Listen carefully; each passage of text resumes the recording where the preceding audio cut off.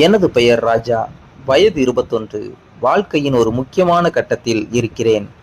கல்லூரி படிப்பை முடித்துவிட்டு வெளிநாடு சென்று சாதிக்க வேண்டும், என் குடும்பத்தை உயர்த்த வேண்டும் என்பதுதான் என் வாழ்நாள் கனவு. நான் வசிக்கும் பகுதி ஒரு விதமான மௌனமான அமைதியை கொண்டது. ஆனால் அந்த அமைதிக்கு பின்னால் பல கதைகள் ஒளிந்திருப்பதை நான் அப்போது உணர்ந்திருக்கவில்லை. எங்கள் பகுதியில் வசிக்கும் பெரும்பாலான குடும்பங்களின் தலைவர்கள் குடும்பத்தின் பொருளாதார வளர்ச்சிக்காக வெளிநாடுகளில் பணிபுரிகிறார்கள். அவர்கள் வருடத்திற்கு ஒரு முறை அல்லது 2 முறை மட்டுமே ஊருக்கு வருவார்கள். அந்த நாட்களில் மட்டும் எங்கள் பகுதி ஒரு விழாக்கோலம் பூண்டிருக்கும். பட்டாசுகள் வெடிப்பது, வீடுகள் தோறும் விசேஷ உணவுகளின் மனம் என அந்த பகுதி முழுவதுமே உற்சாகத்தில் மூழ்கியிருக்கும். ஆனால் அவர்கள் ஊருக்கு திரும்பிய அடுத்த சில நாட்களில் அந்த உற்சாகம் மீண்டும் மௌனத்திற்குள் கரைந்துவிடும். எனக்கு ஒரு காதலி இருக்கிறாள். அவளை பார்த்தாலே போதும், என் அன்றைய நாள் இனிதாகிவிடும். அவள் மீது எனக்கு கொண்ட காதல் அளப்பரியது. ஆனால் காதல் என்றாலே எல்லா பக்கமும் இனிப்பாக இருப்பதில்லை. அவளுடனான உரையாடல்களில் எப்போதும் ஒரு மெல்லிய இடைவெளி இருக்கும். பல முறை அவளிடம் என் உணர்வுகளை பகிர்ந்து இன்னும் நெருக்கமாக இருக்க முயற்சி செய்திருக்கிறேன். ஆனால் அவள் மிகவும் கண்டிப்பானவள். திருமணத்திற்கு பிறகுதான் இதையெல்லாம் செய்ய வேண்டும் என்று அவள் உறுதியாக கூறிவிடுவாள். அவளது அந்த தெளிவான கொள்கை சில நேரங்களில் எனக்கு ஏமாற்றத்தை தரும். ஆனாலும் அவளை தவிர வேறு யாரையும் என் வாழ்க்கையில் நினைத்து கூட பார்க்க முடியாது என்பதால் அவள் சொல்வதை மதித்து நான் காத்திருந்தேன். இந்த காத்திருப்பு காலம் ஒரு வாலிபனுக்கு மிக நீண்டதாக தெரிவது இயல்பு. மனதின் உள்ளே எழும் கேள்விகள், தேவைகள், தனிமை இவை அனைத்தும் சேர்ந்து ஒரு விதமான ஏக்கத்தை எனக்குள் உருவாக்கின. அன்று மாலை மொட்டை மாடியில் அமர்ந்து நண்பனுடன் போனில் பேசிக் கொண்டிருந்தேன். என் மனதின் பாரத்தை அவனிடம் கொட்டினேன். அவன் என்னிடம் ஒரு விஷயத்தை சொன்னான். அவன் சொன்ன அந்த வார்த்தைகள் என் சிந்தனையை முற்றிலும் மாற்றின. மச்சி, உன் ஏரியாவை பார். அங்கு எத்தனை பெண்கள் தங்கள் கணவர்களை பிரிந்து அந்த பெரும் தனிமையை சுமந்து கொண்டு வாழ்கிறார்கள் என்று தெரியுமா? அவர்களின் தனிமையை நீ புரிந்து கொண்டால் உனக்கு கிடைக்கும் அனுபவங்கள் உனது வாழ்க்கையையே மாற்றும் என்று அவன் கூறினான். முதலில் அவன் சொன்னதை என்னால் ஏற்றுக்கொள்ள முடியவில்லை.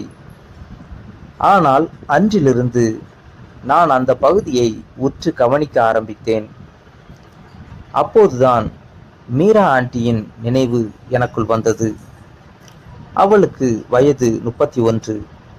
பார்ப்பதற்கு மிகவும் வசீகரமான முகம், எந்த கவலையும் இல்லாதது போல ஒரு தோற்றம். ஆனால் அவள் கண்கள் தேடும் அந்த இரகசிய ஏக்கத்தை என்னால் உணர முடிந்தது.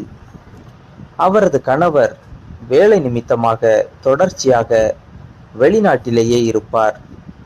2-3 வருடங்களுக்கு ஒரு முறைதான் அவர் ஊருக்கே வருவார்.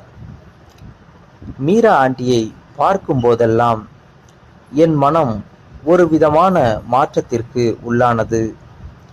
அவளை எப்படி அணுகுவது, அவளிடம் எப்படி உரையாடலை தொடங்குவது என்று பல நாட்கள் திட்டமிட்டேன்.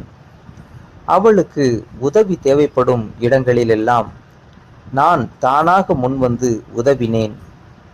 ஒரு நாள் அவளது வீட்டு பொருட்கள் அதிக பாரமாக இருந்தபோது அதை உள்ளே கொண்டு செல்ல நான் உதவினேன். அன்று முதல் ஒரு சிறு அறிமுகம் உருவானது. அந்த அறிமுகம் மெல்ல மெல்ல ஒரு நட்பாக வளர்ந்தது. நான் தினமும் அவளது வீட்டுக்கு சென்று சிறு சிறு உதவிகளை செய்து வந்தேன். அவளும் ஆரம்பத்தில்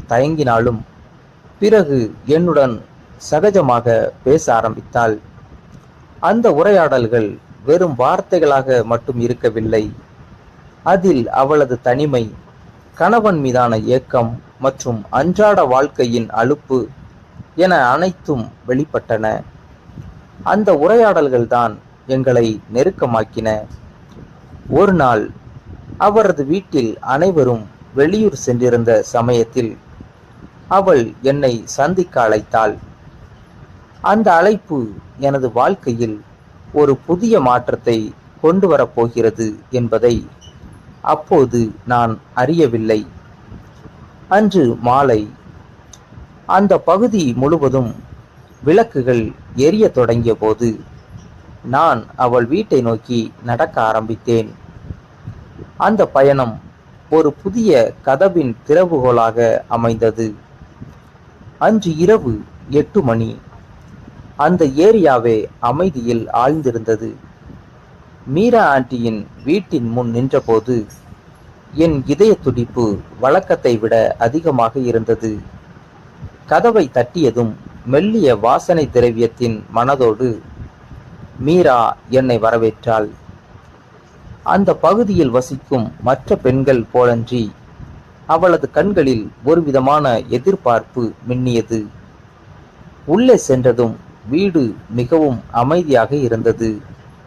குழந்தைகள் மற்றும் பெரியவர்கள் இல்லாத அந்த வீட்டின் மௌனம் எங்களுக்கிடையேயான உரையாடலை இன்னும் ஆழமாக்கியது. நாங்கள் இருவரும் ஹாலில் அமர்ந்து அன்று இரவு விருந்தை முடித்தோம். அவள் அன்போடு சமைத்து வைத்திருந்த உணவுகளை சாப்பிடும்போது அவள் என்னிடம் ஒரு விஷயத்தை கூறினாள்.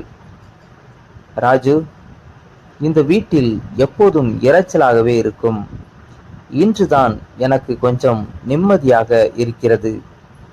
இப்படி அமைதியாக யாரோடும் பேசியே பல வருடங்கள் ஆகிவிட்டது என்று அவள் சொன்னபோது அவளது குரலில் இருந்த அந்த தனிமை என்னை மிகவும் பாதித்தது. சாதாரணமான விஷயங்களில் தொடங்கி எங்களது உரையாடல் மெல்ல மெல்ல அவளது வாழ்க்கையின் பக்கங்களுக்கு திரும்பியது. கணவன் பிரிந்து சென்ற அந்த நாட்களின் வலி, சமூக கட்டுப்பாடுகள், தன் தேவைகளை வெளியே சொல்ல முடியாத சூழல் என அனைத்தையும் அவள் என்னிடம் மனம் விட்டு பேசினாள். அவளது பேச்சில் இருந்த அந்த வெளிப்படைத்தன்மை எங்களுக்குள் ஒரு ஆழமான பிணைப்பை உருவாக்கியது. அந்த இரவில் எங்களது உறவு ஒரு புதிய பரிணாமத்தை எட்டியது. அந்த தனிமை நிறைந்த நாட்களில் நாங்கள் ஒருவருக்கொருவர் துணையாக இருக்க முடிவு செய்தோம். அவள் பல நாட்களாக காத்திருந்த அந்த அரவணைப்பை நான் அவளுக்கு கொடுத்தேன். அவளுக்குள் தேங்கி கிடந்த அந்த ஏக்கம் என் வருகையாலும் என் அன்பாலும் மெல்ல மெல்ல கரைந்து போனது. அவளது முகத்தில் தெரிந்த அந்த மாற்றமும் மகிழ்ச்சியும் எனக்கு மிகுந்த திருப்தியை தந்தது. ஆனால் இந்த உறவில் ஒரு தெளிவான மற்றும் கண்ணியமான விதி இருந்தது. மீராவின் கணவர் வெளிநாட்டிலிருந்து ஊருக்கு வரும் அந்த நாட்களில் நான் அந்த பக்கம் தலை வைத்து கூட படுக்க மாட்டேன். அது எங்களுக்கிடையேயான இரகசிய ஒப்பந்தம்.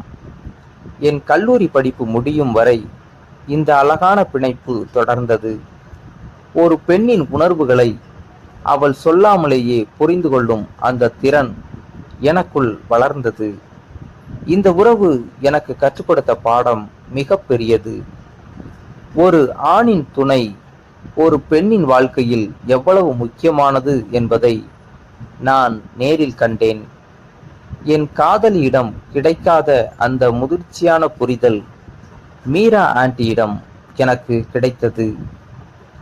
எனது கல்லூரி படிப்பு முடிந்து திருமணத்திற்கு பிறகு நான் அந்த பகுதியை விட்டு பிரிந்தேன்.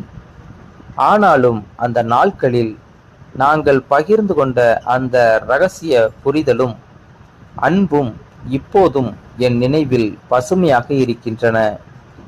அந்த ஏரியா, அந்த வீடுகள், அங்கே வசிக்கும் பல பெண்களின் கண்கள் சொல்லும் அந்த இரகசியங்கள் இப்போதும் என் ஆழ்மனதில் ஒரு கதையாகவே இருக்கின்றன. வாழ்க்கை என்பது நாம் தேடும் அன்பு மட்டுமல்ல, சில நேரங்களில் எதிர்பாராத சூழலில் நமக்கு கிடைக்கும் அந்த துணையும் தான் என்பதை நான் உணர்ந்தேன். தனிமையில் வாடும் ஒரு பெண்ணின் மனதை எப்படி அன்பால் வெல்லலாம் என்பதற்கு இதுவே எனது வாழ்க்கையின் மறக்க முடியாத பாடமாக அமைந்தது. ஒரு இளைஞனாக நான் கற்றுக்கொண்ட அந்த ரகசிய பாடம் இன்றும் என் வாழ்க்கையின் ஒரு பகுதியாக தொடர்கிறது. நன்றி. இந்த ஸ்டோரி உங்களுக்கு பிடிச்சிருந்தா லைக் பண்ணுங்க, கமெண்ட் பண்ணுங்க. நம்ம சேனலை இதுவரைக்கும் சப்ஸ்கிரைப் பண்ணாமல் இருக்கிறவங்க கண்டிப்பாக சப்ஸ்கிரைப் பண்ணுங்க.